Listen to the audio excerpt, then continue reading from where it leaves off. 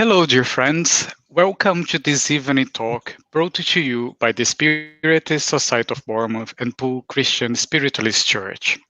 I am Fabrício Assunção from the Spiritist Society of Bournemouth. We broadcast many Spiritist studies online each week in English or Portuguese. If you'd like to take part or tune in to any of our activities, please go to our Facebook page for further details. For our presentation tonight, we are honored to have our guest speaker, Andreia Marshall. Andreia is a volunteer at the Conscious Living Spiritist Group in Miami in the United States, and it's the director of events for the Spiritist Federation of Florida. We send a warm welcome to you, Andreia, and thank you very much for being our guest speaker tonight. Thank you so much. Thank you for having me, Fabrício and Laurie. Thank you. Thank you. The subject of Andreia's talk is spiritual responsibility. This is one of our series of fortnightly talks exploring the psychological series of books by the spirit of Joanna de Angelis, which was psychographed by the famous Spiritist medium Divaldo Franco. Through Divaldo's mediumship, the spirit of Joanna has written hundreds of spiritual works during the last 40 years. Before we start Andreia's presentation, let us go to our friend Lawrence Saville at the Poole Christian Spiritualist Church for our opening prayer. Over to you, Lawrence. Thank you, Fabrício, and good evening and welcome, everybody.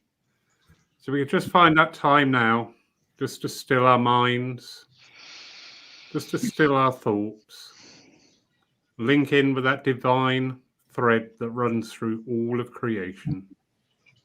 And give thanks for being here at this time.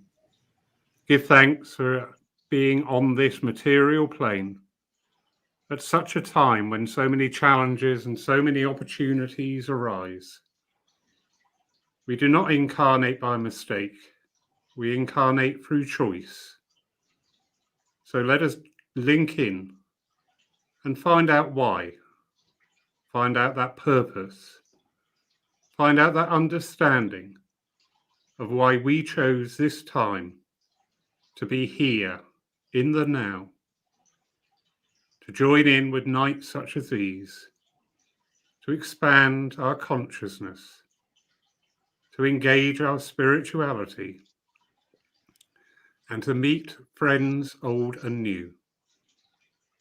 And in that energy and in that blessing, we look forward to tonight, this joining of distances, bringing together these knowledges, these understandings, these thoughts to stimulate our own, all in the aid of progression and of service.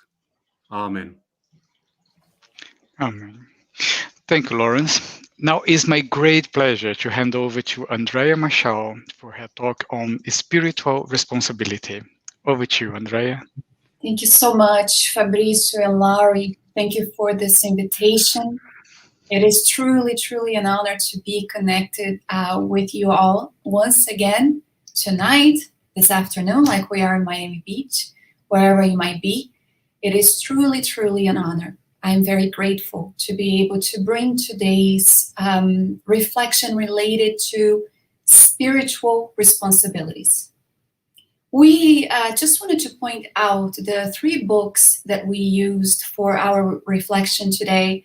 I'm not sure if Fabrício can share that or Laurie so that you can know, but we actually used Prelude to the Divine Kingdom by the spirit author Amélia Rodrigues, psychographed, channeled by Divaldo Franco, as well as A Light in the Darkness by Joanna de Angelis, spirit author, and also our medium, Divaldo Franco. And lastly, but not least, The Gospel According to Spiritism. The conversation found on Matthew chapter 19, verses 16 through 30 was profound and filled with meaning. Teacher, said the rich young man, what good things must I do to get eternal life? Why do you ask me about what is good? Jesus replied, there is only one who is good. If you want to enter life, keep the commandments. Which ones? He inquired. And Jesus replied, You shall not murder. You shall not commit adultery. You shall not steal. You shall not give false testimony. Honor your father and mother, and love your neighbor as yourself. He answered, All of these I have kept. What do I still lack? Through a strange intuition, that rich young man knew that he would be face to face one day with the reality with capital R, and he knew that he was facing it finally. In that afternoon, Amelia Rodriguez will say the air was stifling. Nature stood still. The appeal lingered resonating all around when Jesus said, If you are willing to be perfect, go, sell all you have and give it to the poor, and then you will have treasure in heaven. And then come and follow me. The voice, that sweet magnetism of Jesus, pierced like a sharp blade and permeated in the air like a sweet perfume. That unmistakable presence and magnetism of Christ, emitting those words, made him shake as he stared into those deep eyes. The rich young man was thirsting for peace. He had all, materially speaking. He attended to his personal responsibilities, yet he felt downhearted. He wasn't happy. Something was definitely missing in his life. Nonetheless, after that the final comment from Christ, he stopped. He thought about his life. His villa was luxurious, his possessions magnificent, yet he knew his heart was empty. While the youth was all about happiness, about parties, about constant invitations to the delights of life, he yearned for higher aspirations, for the total attainment, for peace. Afflicted and distraught at that moment, he was unaware of the causes of his persistent melancholy, the sadness that dissolved his dreams and hopes under the grasp of some undescribable agony. Amelia Rodriguez will state that he knew about the competitions coming up in Caesarea, but he did not know if the pursuit meant an accomplishment for him or escape from something much deeper in his life. For the first time, he felt confused. The gentleness and the command of that voice emanating from the Master echoed in the depth of his soul. Inwardly, he was shouting, I will go with you, Lord, but he was still hesitant. And the hour, that moment, did not allow for any doubt. Everything at that specific moment where the invitation was made was important. More than that, it was vital. Imagine us in front of the Master and stating that we are fulfilling all of our obligations, all of our responsibilities of the man in the world. Yet he looks at us and tells us, come and follow me and be the man in the world and not of it, not belonging to it, rather fulfilling that which is a lot more profound and deep in the spiritual context. He saw him from afar before the dialogue took place. When he met his gaze, the two of them looking at each other, he felt naked. His heart was pounding fast. Unusual emotions never felt before vibrated within his soul. He wanted to drop to the ground, and this uncontrollable chest tightness crushing him made him want to weep. Yet he saw the Master smiling, as if waiting for him, as if he loved him, and he was certain that he did. Jesus said, if you want to be perfect, go, sell everything, donate it to the poor, and you will have treasures in heaven. Then come and follow me. Let me, he was able to say, overcoming that emotion that transfigured him. Let me first go and compete in the games in Caesarea to win the prizes for Israel. I cannot wait, Jesus said. The kingdom of heaven starts today, and now for your spirit. There is no time to lose. But I waited for so long, the rich young man said, for this event. I've spent a fortune on the horses, on the equipment. I have trained so hard. Renounce everything, he said. Come and follow me. He wanted to flee. He wanted to stay. He felt utterly distressed with this unknown turmoil pounding him. This is when Amelia Rodriguez will say that he felt the horizontality of human afflictions encountering the verticality of divine sublimation. Oh, wow. The emotions that he was feeling, fighting an overwhelming fear, the rich prince continue. I can give everything I have, money, gold, jewels, titles if necessary. That would be easy, but he still didn't get it. And Jesus said, give me of yourself, and I will offer you everlasting bliss. What a high reward, he thought, and what a price to pay. He thought about his age, that youth, the riches of youth, the vibrant treasures of vanities and fancies, the family honors upheld in traditions, the pleasing admirers and flatterers. Would it be necessary to renounce all of that? He thought. He looked at the master, and the silence spoke with the answer portrayed in his eyes. Yes, that would be necessary. The dialogue was no longer possible. Driven by a strange and abrupt impulse, the rich young man decided to go away. He said, I can't follow you now. Forgive me and love me, and left almost running, fearful that if he stayed one more second, perhaps he would give in. A week later in Caesarea, that capital of leisure was bright and vibrant with the event that was taking place. The public festivities started with the joyful sounds of thorns and salutes. Chariot competitions opened the races.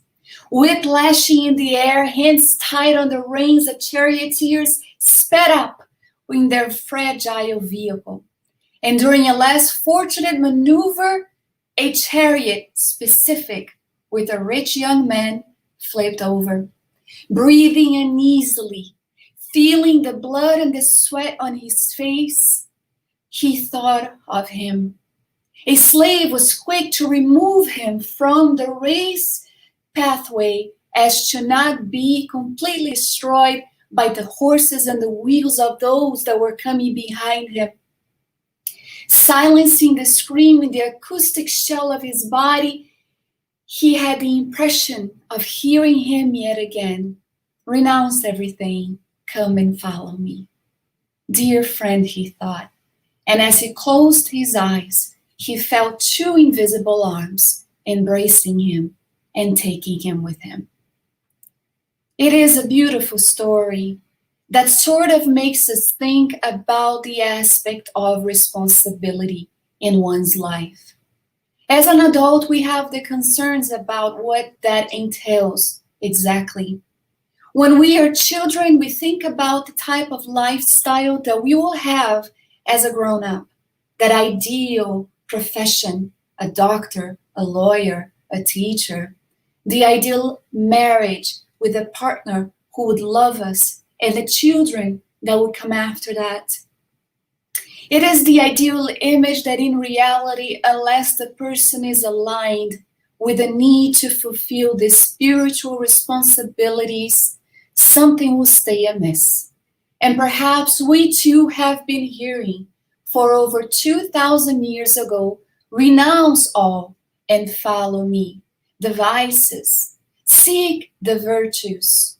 And one that comes to mind, walk while you have the light, so that the darkness does not overtake you, found in John chapter 12, verse 35.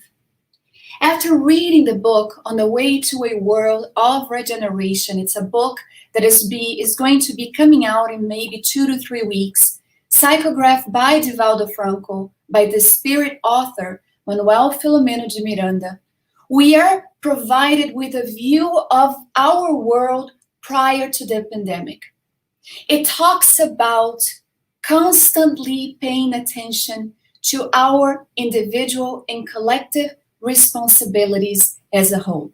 Here we are reincarnated, and because of the liberating message of Spiritism that came 164 years ago, today we are able to say that we are walking with the light. Walk while you have the light, the knowledge, that which makes everything clear so that darkness does not overtake you. And in this book, Manuel Filomeno de Miranda comes to us to talk to us about the mess that has been created in the world and our collective responsibilities, spiritual responsibilities for what we have seen. He goes on to describe that as they were looking at the earth, our planet, from the spirit colony, they could see it enveloped by darkness. He would say that basically there was a massive mantle of darkness, fruit of those somber spiritual fluids that came from the harmful mental emanations of its inhabitants, all of us, globally speaking. It's as if we are home, children, and our Father is calling upon us to fulfill the responsibilities entrusted upon us, to clean our room, to put everything in its place, to organize, to be mindful of what is expected out of each and every one of us. Individual responsibility, collective responsibility. 164 years ago, Spiritism came with the Gospel according to Spiritism, the Spirit's book, a lot of the other books that we have available to us, to basically bring information so that incarnated at the time of transition, where our planet is changing, we are also called upon to be mindful of whether we are truly also actually be heirs of the earth, meaning having the merit, the right to be in a world of regeneration.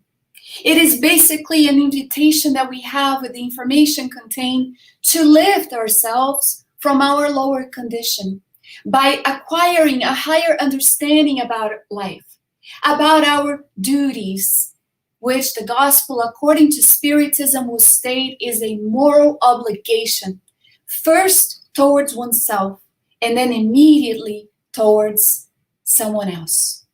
Duty, they will tell us, Lazar, the Spirit, will say, is found in the smaller details as well as in the most elevated responsibilities. He is not talking about the type of duty imposed by professions, but rather the moral duty, which can only be attained by the individuals who have already awakened to their spiritual responsibilities. There is a reason why Joana de Angeli constantly talks to us about inner reform and transformation, bringing about aspects of conflict, existential conflicts in our lives, so that we may work out the knots that we have made from previous reincarnation to reach the plenitude that we so much aspire to. People's inner duty is left to their own free will. Our own inner duty is left to our own free will. So we are going to find that we have within us a guardian of inner integrity. It's called the sting of conscience that warns us, that upholds us, but is held back often powerless because of our passions, because of the need to reach immediate pleasures, forgetting about the immortality and paying attention only to that which brings material joy, much like that rich young man. It's the conflict. Do I stay or do I go? The horizontality with the verticality. Where do I go? And so Lazarus will say that when faithfully obeyed, the duty of the heart uplifts people. But how is it determined? How does it begin? Where does it end? And he will answer us. Duty begins precisely at the point in which we threaten someone's happiness or peace of mind, and it ends at the limit we would not want to see surpassed regarding ourselves. It is what he will call the practical summary of all moral speculations, the courage of the soul confronting the distresses of life's struggle. It is the realization that what is expected of us today as reaching a spiritual maturity, therefore being able to accomplish certain responsibilities, is here now because of what we have brought from a previous existence.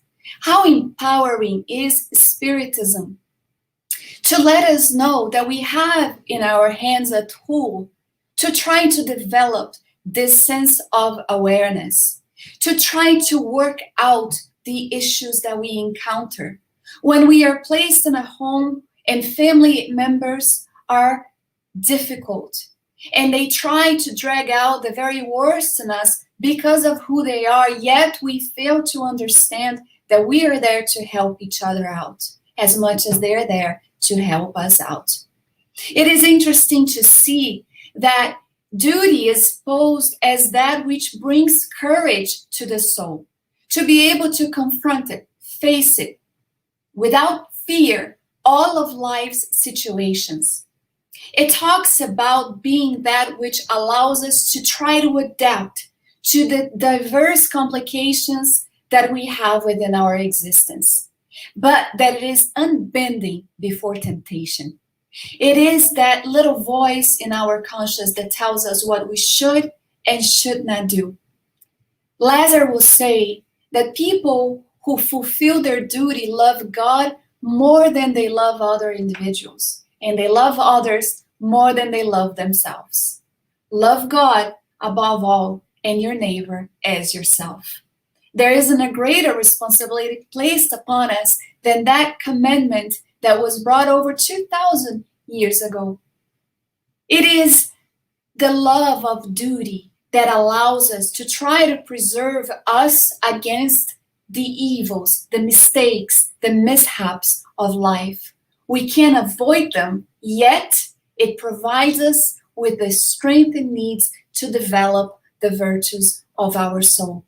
Duty, they will tell us, grows and radiates under a more elevated form at each of the stages of humanity. He will say to us, individuals' moral obligations toward God never ceases. They should reflect the virtues of the Eternal One, who does not accept an imperfect sketch because he wants the beauty of his work to be resplendent before him. And he brought us this message in 1863. This is why Joana de Angelis will say, human beings are what they make of themselves. It lies within to search for what gives our life purposes, what is of vital importance, especially concerning the soul. In A Light in the Darkness, she states that any and all activities that we assume become duties demanding responsibility. So if we decide to be a person that brings on a type of profession that is to assist others, we see that it becomes a duty demanding responsibility, spiritual responsibility. It doesn't matter which activity we assume in life, we should commend it, we should bring it as that which demands responsibility from us. And when we look at our own lives, appreciating it from a Spiritist perspective, a spiritualist perspective, depending on who's listening, we start to understand that our physical existence entails for us multiple educational programs that are basically here to contribute to our moral and intellectual progress, moral and intellectual development. For this reason, we find our reincarnation as that extraordinary opportunity to try and fulfill our responsibilities, what we planned for prior to reincarnating, trying to make amends for past mistakes, correcting any wrongdoings, and bringing about the moral rehabilitation for our souls. This is why planet Earth is considered sometimes to be a hospital. We go to a hospital, sometimes a clinic, to bring rehabilitation, whether it's about someone who is endured an injury, whether it's someone who's trying to overcome a vice. We find clinics that work with patients to do just that in our home, our planet, the place that we have been stationed to temporarily at this moment is that clinic. We were invited to work out these type of situations. How many lives have I lived? I thought about this when we were creating this study for today. Being like children, unaware of the responsibilities pertaining to our growth. Or worse yet, being aware of this responsibility pertaining to our growth, yet ignoring it. Thinking about, no, maybe I'll do it later, much like we did when we were kids and our parents told us to clean our room, to do our homework. And we would say, no, I will do it later. And later, we would face the consequences for not doing what we needed to do. So here we are. Walk while you have the light, so that darkness does not overtake you, said the Master. We can't afford to be reckless with the investments that have been made on our behalf. Really? Investments being made on our behalf? Most definitely. Wherever we might find ourselves, whatever situation we encounter, we know that we never were alone. From the moment we started planning this physical existence with the benevolent spirits who look after us, who would guide us, and telling us the best type of activities to assume in this present reincarnation. After diving into the flesh, they continue with us, calling upon us to wake up, to be ready for that sun, the dawn of a new era, which we have with Spiritism today. Being unable to hit that snooze button, we don't have time to lose. It is time to assume the spiritual responsibilities.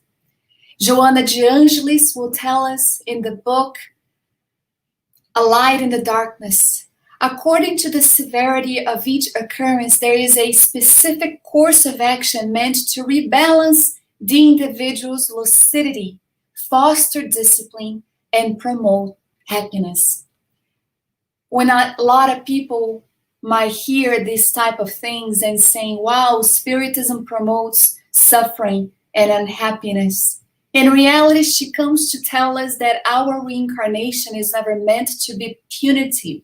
It is not something that we are going to be punished for.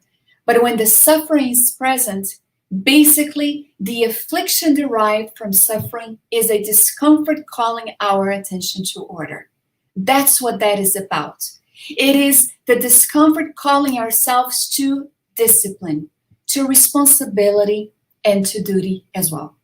Responsibility, Joana de Angelis will say, to develop the intelligence, the emotion, the discernment, all of which is needed in the process of future illumination, of spiritual ascendancy. This is what this is about. And while we are there, it is in developing the solidarity, love, and genuine fraternity which is needed for the healing of our world today. So trials, testimonies, necessary corrections, expiations sometimes do arise, and they are all aligned with the great natural divine laws that rules the soul anywhere it might find itself.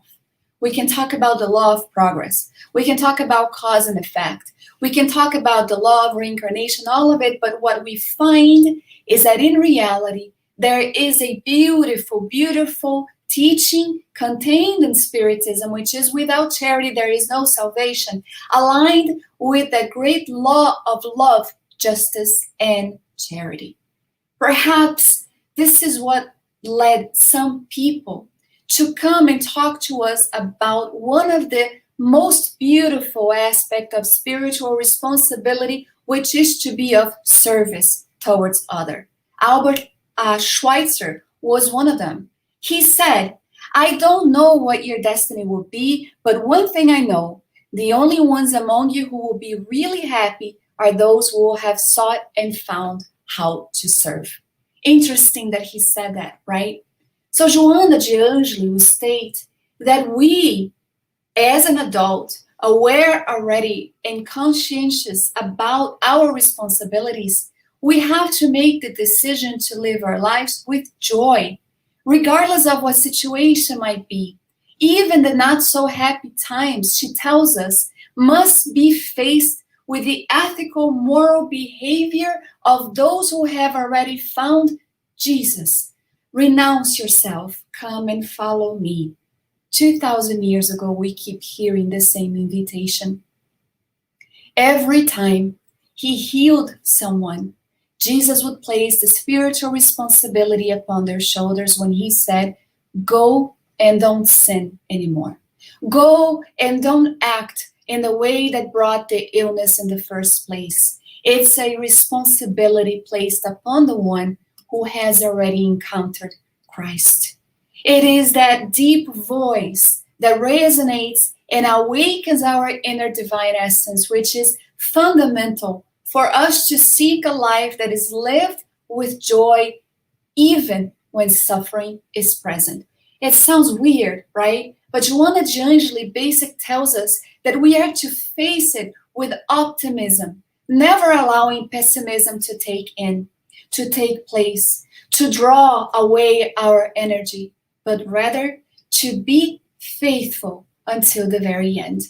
She will state that the fulfillment of our duties as citizens, family members, and moral individuals help us acquire spiritual responsibilities. And when we do that, when we transform within, we end up assisting those that we encounter as well. Manuel Filomeno de Miranda, in a book called, sorry, I'm missing the title, Psychiatric and Spirit Obsession Disorder, tells us about this aspect of responsibility and fulfillment of our duty as a blessing that we can never ever find the worth in our life. It demonstrates a psychological maturity and moral responsibility. He says that duty becomes a virtue when its objective is the fulfillment of a benefit, of a duty that benefits others socially. Individual responsibility, collective responsibility. Walk while you have the light, he said.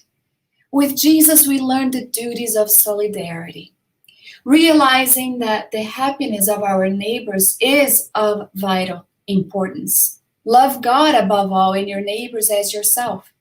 When we commit to these types of moral obligations, we are going to find that there is a prospect of invaluable moral growth that opens its doors to us. And the manner in which we perform defines as well our personal future, our life in the future. It is about the immortality of our soul. However, only through inner conscientiousness will we be able to understand the duties towards ourselves, towards society, and life as well. So the idea is to take advantage of the gift of time, the reincarnation that we have received by doing spiritually constructive work, whatever that might be. I remember a situation in which my husband had the opportunity to have a fraternal dialogue at the Spiritist Center with this couple, this man who was young and good looking and filled with riches, but there was something empty inside. When we find that there is a void, when something is just not right, it is that moment that we stop and we start analyzing our own existence, our own lives. Where is it headed? Where is it going? What is expected of me? We know the voices of those benevolent spirits, high order spirits, who try to guide us, who try to comfort us. we know about also the voices of the inferior nature ones who try to deviate us from what is expected from us in life. This is why we are going to find the benevolent spirit Manuel Filomeno de Miranda stating for us. It is the Spiritist's responsibility to cooperate in the progress of humankind by practicing charity in its most far-reaching out sense. Benevolence towards everyone, indulgence towards the imperfection of others, and forgiveness for the offenses. He will say, just as Jesus, our guide and model, taught, it was without prejudice of any kind as to color, ethnicity, gender, creed, or economic, social, or moral standing. The Spiritist responsibility to cooperate for the betterment of society, because the Spiritist, the true Spiritist, is the one who is going to try and make an effort to combat, to fight against the vices that still holds he or she back.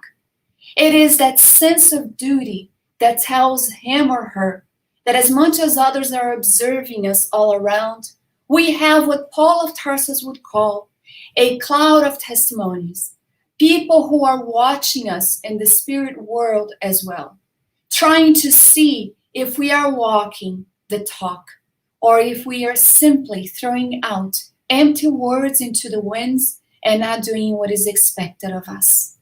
This is why we could close our eyes at this moment and imagine Christ before us as it happened with that defiable moment of the rich young man's life, calling upon us to renounce ourselves and follow him.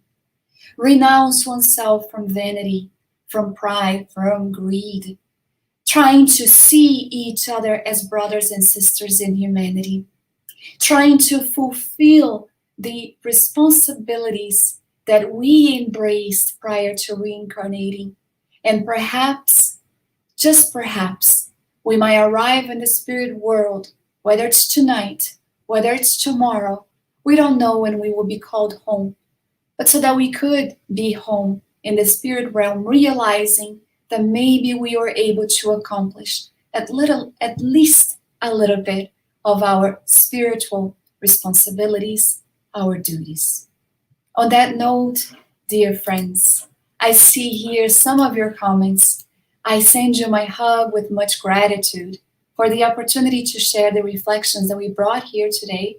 And I'm glad to see our hosts already back here with Laurie and Fabricio. And I'll throw it back to you guys, the word.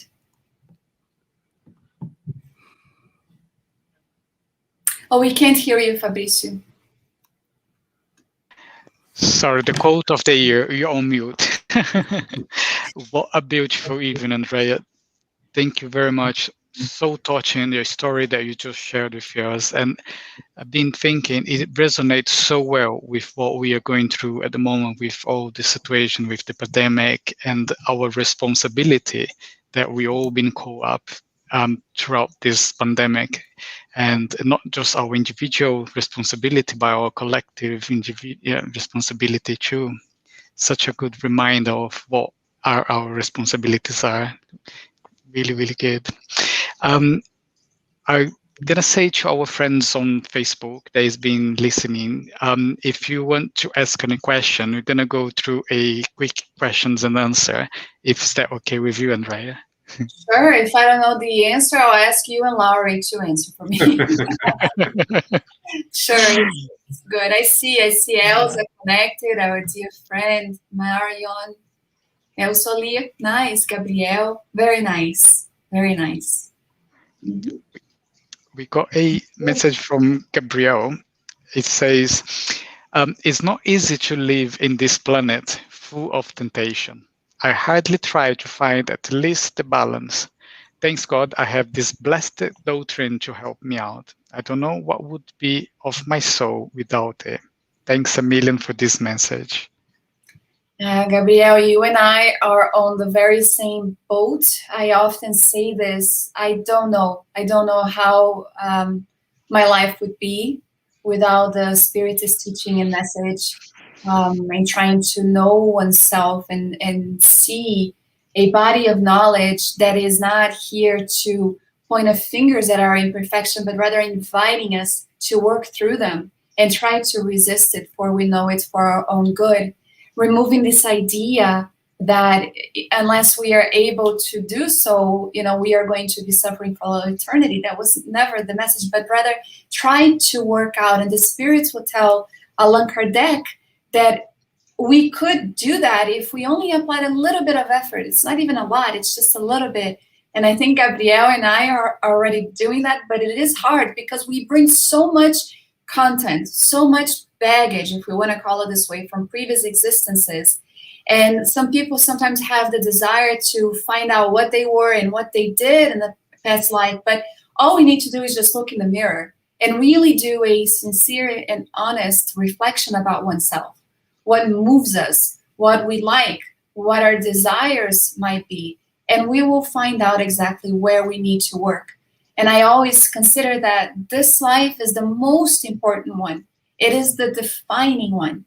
Have you considered to be reincarnated at a time of transition where we are, close to a world of regeneration? Some of us being given a last opportunity to reincarnate on the planet, to be able to be inheriting the world, right? In the words of Christ. So I don't know. I always make a joke that we were given the golden ticket, like it does on Wally Wonka in the Chocolate Factory, right? We were given that ticket, and we have the opportunity to be here, and we are in the VIP area. We can either sit back and watch, or we can get up and do our work and also partake in the betterment of the world, while we also work in the betterment of ourselves, right? So. But it's hard. It is really hard. And Spiritism has contributed to my life for 31 years now. Without it, I'm not sure where I would be. Thank you, Andreia. So next comment we have here from Elsa. So much food for thoughts. Wonderful. And her question is, how can we find this charity to make the right decision in situations like that? Is she talking about charity as understood by Christ, benevolence, indulgence, or forgiveness, or is she talking about service for others? Regardless, we can talk about both, right? Because some people do look for something that they should do, and it's interesting to see sometimes even schools encouraging kids and teenagers to become involved in the community and do something good for someone else. Whether it's sending a card to sick kids in hospitals, whether it's going to nursing homes and being with the elderly, we find thankfully that in society we have more and more people encouraging kids and teenagers to seek something outside of themselves, and we do find adults looking for the same thing, because it's interesting. Stephen Post said that doing good makes us feel good, and there is a chemical component that does take place in the brain, like when you eat a piece of chocolate or whatever you like, there is a process of gratification, something that feels good, that tastes good, so you want to repeat it. And when you do something that makes you feel that way, as when you help someone, the feeling that you get inside, and I'm not talking about the feeling like when you do, charitable work and you're like taking a selfie at the same time. I'm talking about that which people can't see. Only it's between you and Christ. That's a type of work where you feel that the one who you're helping is the one helping you. You make them feel that way by empowering them and showing them their humanity, their integrity, that they are important. So to serve others in reality is to try to lift them up also and make them feel equal. And we don't see a lot of that happening sometimes. It's still that situation where you're looking down. I think it was Emmanuel or Andrea Louise who said, if you're going to look down at someone, it's just because they're on the floor fallen and you're helping them up. That's the only time you look down at someone.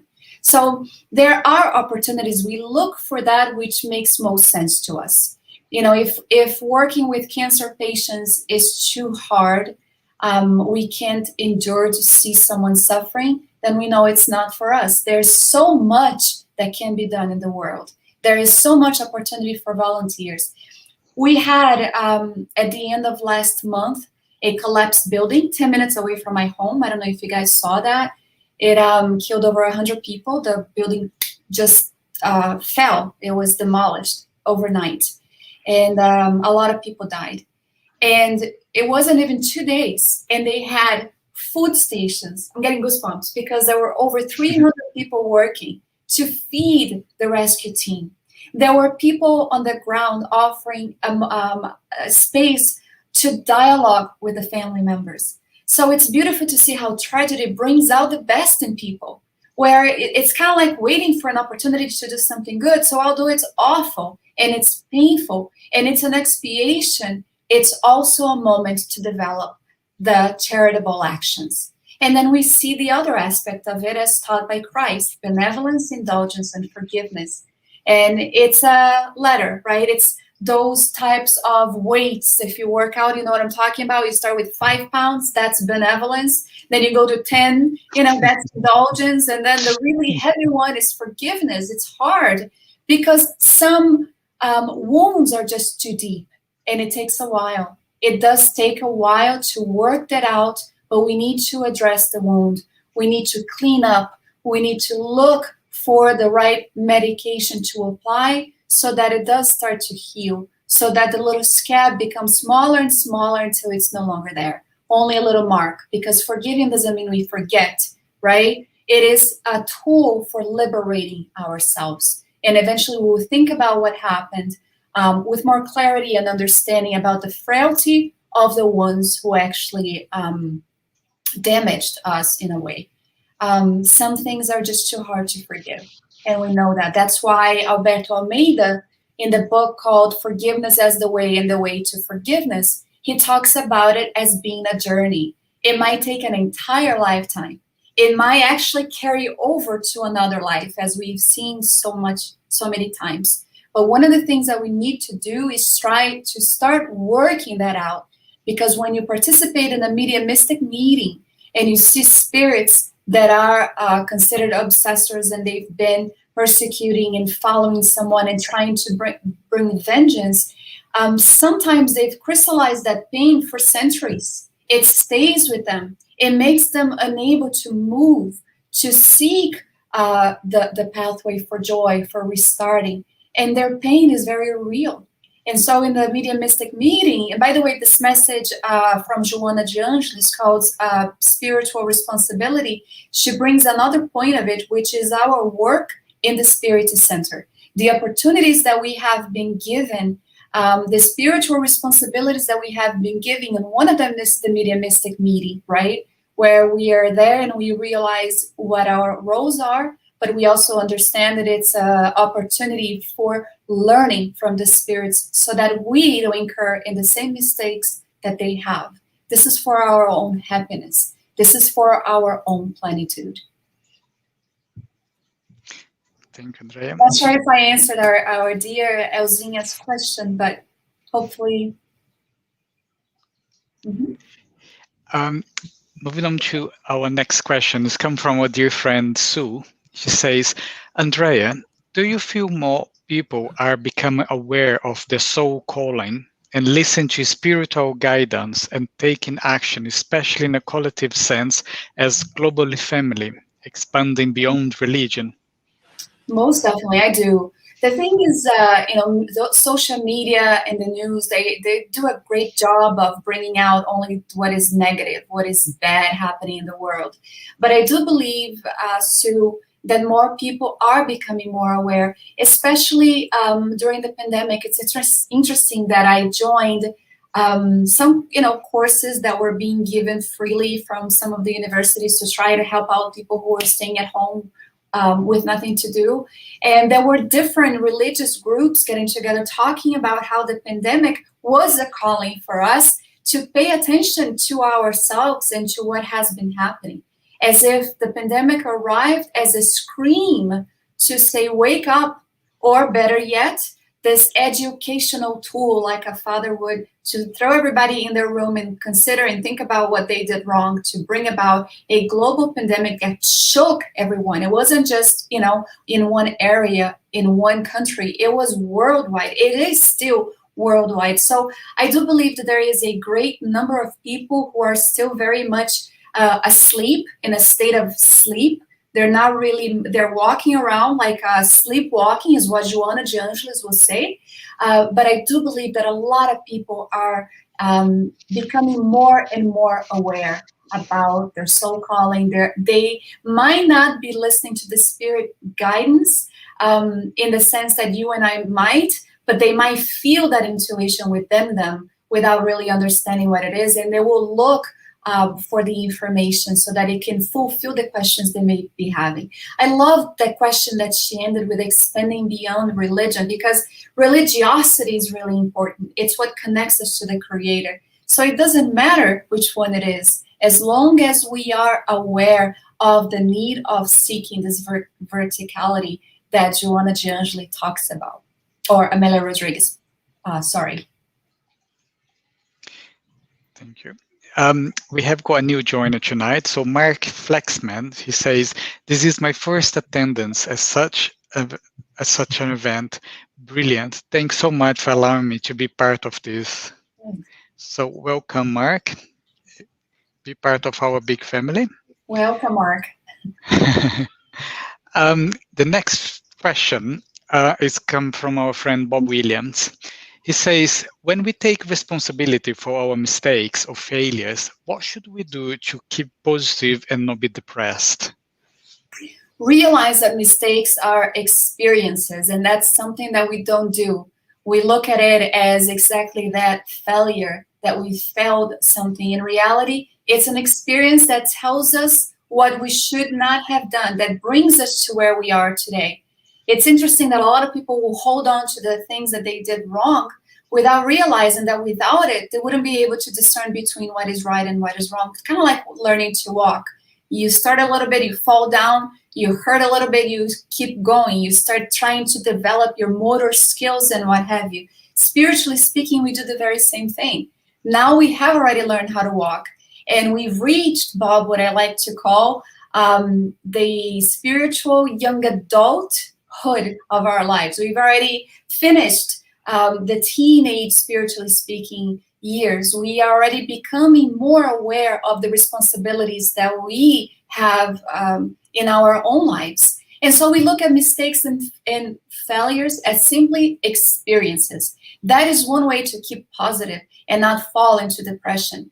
Realizing that sometimes a mistake is that one step that we needed to acquire a higher understanding about life. It might actually wake us up. The good thing about it is that when you fall, sometimes you fall forward, right? So you have no option. You have to get up and keep walking forward. So mistakes are experiences in our lives, and that's the way not to become depressed. Realizing that today I would never repeat what I did 5, 10, 15 years ago because I've already grown. And forgiveness for oneself is also very important. And when unable to do that, I do always say to seek also psychological assistance, a psychologist, a coach, someone to walk us through it, because sometimes we do have certain things that happened that we committed that it is just too hard to get over by ourselves, right? Sometimes shame takes place, and there is no need for that. All of us make mistakes, and that's something else. When we start looking at each other in that way, compassion becomes even greater. If I look at Fabrício, I feel like, squeezing him. He's so dear, but he does something. He makes a mistake. I start looking at him with judgment. I forget that I too err, that I'm also imperfect, but I'm on the road to perfection, much like he is. So we start looking at each other with more kindness, with more understanding, with more maturity. And that's basically what fulfilling our responsibilities allows it to happen, is reaching this moral maturity that is needed for the new era. Thank you, Andreia. I checked. I think there is no more for the questions. So what I would like to do is to announce our next meeting, which is on the 30th of July. Our next speaker is going to be Haroldo Dutra, and the topic is yet to be confirmed. So just put in your calendar, the 30th of July, Haroldo Dutra will be here with us for our next Spiritist evening. So before we close the event, Lauren and Andreia, is there any close remarks you'd like to make? No, I just want to say thank you, Fabrice and Laurie, for the opportunity. It is always great to be here. Thank you, Pam. Seeing some of the comments and feeling that in reality doing the studies is such a great thing, because it puts one's in contact with oneself and reflecting and thinking about all of what we brought. So thank you so much for inviting me and allowing me to be in this most sacred space that you have online. Thank you. Wonderful evening. Thank you, Andreia. And I do love the way Spirit work, because the opening prayer, I was no idea what I was saying, and it tied in absolutely beautiful. But yeah, you know what? The truth is always so easy, and we make it complicated. It's love yourself and love everybody else. Full stop. You know. But we have to go complicate it, don't we? Because we're human. Beautiful evening. Thank you. Thank you, Lawrence. So, Lawrence, now I will invite you to do for us, please, the closing prayer. So once more, dear friends, find that source of the divinity within you, linking in with that God of your own understanding. And ask that we take away from this evening these words that have been spoken, given in and through love for the benefit of mankind. And that each time that we search our own souls, that we can start using this amassed knowledge that we are being given to help us on that road to perfection, on that road to oneness, on that road to service, for that which you have intended for all things. Amen. Amen.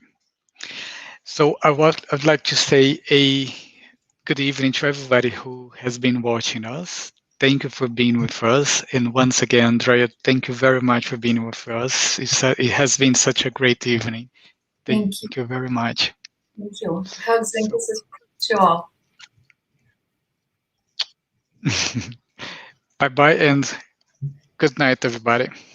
Good night.